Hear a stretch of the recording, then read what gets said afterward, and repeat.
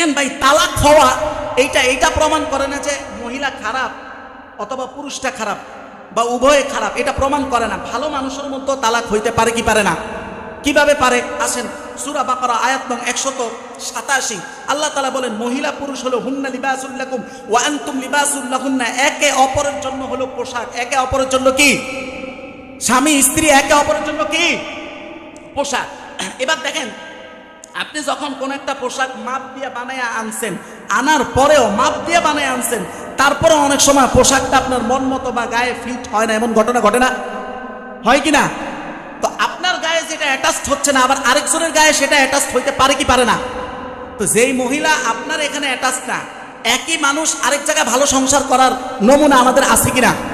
এটা বাস্তবতা। এখন কথা হলো যে পোশাক তো মাপ দিয়ে আমরা বানাই যাতে অ্যাটাচড হয়, এখানে মাপ দিব কিভাবে? আসেন কিভাবে মাপ দিবেন। মাঝখান দিয়ে একটা কথা বলি, আজকের সমাজের চিত্র হলো মাপ দেওয়ার সিস্টেম। এরা জানে যে প্রেম প্রীতি করতে হবে। দেখেন, প্রেম করা এই অবৈধ সম্পর্ক রেখে এটা রাখার অর্থটা কি জানেন? অর্থটা হলো জামা বানানোর আগে থান কাপড়টাই আগে ব্যবহার করা। মনে করেন আপনি কাপড় রাখছেন, জামা বানাইবেন, আগে যদি কাপড়টা ব্যবহার করেন, গায়ে জড়ান, এইটা দিয়ে আর জামা বানানোর ফিলিংস আপনার থাকবে? আর বানাইলেও কি নতুন জামা যে ফ্লেভার এটা পাওয়া যাবে? যাবে না। এটা বাস্তবতা। আর আপনি সমাজের বাস্তবতা দেখেন, এই যে প্রেম ভালোবাসা অবৈধ ইসলামের বহির্ভূত এই সকল গর্হিত হারাম কাজ, এটা আগে বেশি ছিল না এখন বেশি? এখন বেশি। বলেন তো, তালাকের পরিমাণ, ডিভোর্সের হার, এটা আগে বেশি ছিল না এখন বেশি? ফলাফল কোথায়? এত মূর্খ যে এমন একটা পদ্ধতি, এটা সে বুঝছে, যুবক বুঝছে, আমার আল্লাহ এবং তার রসুল কি বুঝেন নাই? তার মনে হয় এরকম, তার ভাবনাটা এরকম। কিভাবে মাপবেন? দেখেন, আল্লাহ নবী বলছেন কিভাবে মাপবেন, এটা আল্লাহ নবী শুনাইছেন। সহিহ বুখারীর 5319 নং হাদিসের বর্ণনা। নবী বলেন, তুনকাহুল মারআতু লিআরবাইন, মানুষ বিভিন্ন কারণে বিবাহ করে, এর মধ্যে কেউ আছে, আল্লাহ নবী বলেন লিমালিহা, কেউ বিবাহ করে সম্পদ দেখে, ওয়ালি জামালিহা, কেউ বিবাহ করে সৌন্দর্য দেখে, ওয়ালি হাসাবিহা, কেউ বিবাহ করে আবার বংশ পরম্পরা, তার বংশ মর্যাদা দেখে, কেউ বিবাহ করে দিনদারিত্ব দেখে। তবে আল্লাহর নবী বলেন, তবে তোমরা কোনটাকে প্রাধান্য দিবা? ফাসফার বিজাতিদ দ্বীন, হে যুবক, তুমি বিবাহর ক্ষেত্রে দিনদারিত্বকে প্রাধান্য দাও। এটা প্রাধান্য দিলেই ম্যাক্সিমাম ক্ষেত্রে এই জামা আপনার গায়ের সাথে অ্যাটাচ যিনি করিয়ে দিবেন তিনি কে? এখন দিনদারিত্ব বলতে আবার আপনি কি বুঝছেন? এই একটা কথার থেকে আরেকটা কথা। দিনদারিত্ব বলতে আপনারা বুঝেন, আমি তো জানি কি বুঝেন, এবং আলেম সমাজও কি বুঝে, যে একটা মহিলা নামাজ রোজা করে, ভালো করে পর্দা করে, এতটুকুই আপনারা দিনদারিত্ব বুঝেন। দেখেন, যে নামাজ পড়ে সে তো নামাজের ক্ষেত্রে মুসলিম দিনদারি, সে যে রোজা রাখে সে তো রোজার ক্ষেত্রে একজন ভালো মুসলমান। কিন্তু একজন ভালো স্ত্রী হওয়ার জন্য তার কোয়ালিটি লাগবে 4টা। কয়টা? নামাজ রোজা তো আছে, ওগুলোর বাহিরে আলাদা করে একজন স্ত্রী হওয়ার জন্য কোয়ালিটি কয়টা?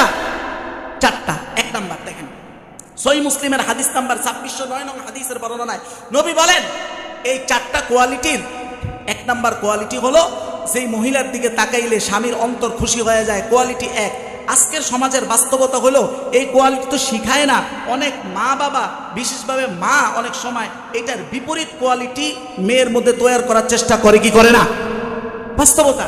2 নাম্বার কোয়ালিটি, নবী বলেন তুমি যখন কোনো আদেশ করবা তোমার স্ত্রীকে, সে তার যা সাধ্যের সর্বস্ব দিয়ে সেটাকে পালন করবে। দেখবেন অনেক মা নিজে এই কোয়ালিটি তো তৈরি করেই না, বরং মেয়েকে শিখায় যে স্বামীকে বেশি বেশি শাসাবি, তার ছাড় দিলে সমস্যা আছে। এইরকম বাস্তবতা সমাজে আছে না নাই? চিন্তা করে। নবী বলেন তার 3 নাম্বার কোয়ালিটি হলো, তোমার অনুপস্থিতিতে সে তোমার সম্পদ রক্ষা করবে। অথচ এই সমাজের বহু অপদার্থ মা আছে, সে মেয়েকে ফুসলায় যে স্বামীর সম্পদ আত্মসাৎ করে কিভাবে বাপের বাড়িতে উঠানো যায়, আছে না নাই? বাস্তবতা এটা। 4 নাম্বার, সে তার সতীত্বকে রক্ষা করবে। এই 4টা কোয়ালিটি যেই মহিলার মধ্যে আছে, ওই মহিলা সৎ মহিলা, ওই মহিলা একজন সৎ স্ত্রী। এইটা আমার নবী বলেছেন, কোনো সন্দেহ আছে? কোনো সন্দেহ নাই। অথচ এই কোয়ালিটি তৈরি করা তো দূরের কথা, বরং এই কোয়ালিটি এমনি এমনি থাকলে এটা নষ্ট করার চেষ্টা করে, কত অপদার্থ চিন্তা করে।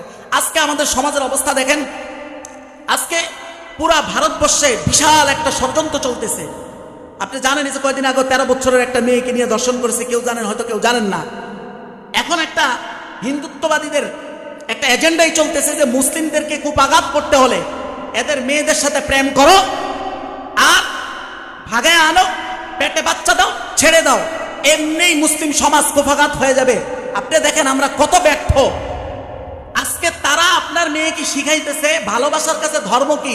আমার আল্লাহ বলেন, আমি তোমাকে এই মায়ের পেটে 10 মাস 10 দিন তোমাকে সৃষ্টি করেছি, আমি তোমার বাবার মধ্যে দায়িত্ববোধ দিছি, আমি তোমার মায়ের বুকে দুধ দিছি, আমি তোমার মায়ের মধ্যে মমতা দিছি, আমি প্রতিটা শ্বাসে নিঃশ্বাসে আমাদেরকে বাঁচায় রাখছেন কে? আমি আল্লাহ হইলাম মূল ভালোবাসার পাত্র, আর তাকে শিখাইছে ভালোবাসার ক্ষেত্রে আবার আল্লাহ খোদা কি, ধর্ম কি, বলেন না নাউজুবিল্লাহ। আর এই জিনিস আপনার ঘরের মেয়েকে শিখাচ্ছে, আর বাবা হিসাবে আপনি মেয়ের বাবা হিসাবে কি শিখাইতে হবে আর কি বারণ করতে হবে এটা আপনি জানেন না। আপনার চাইতে আমার চাইতে ব্যর্থ অপদার্থ বাবা আর এই দুনিয়াতে হতে পারে না। কথা বলে ঠিক না বেঠিক? এটা বাস্তবতা।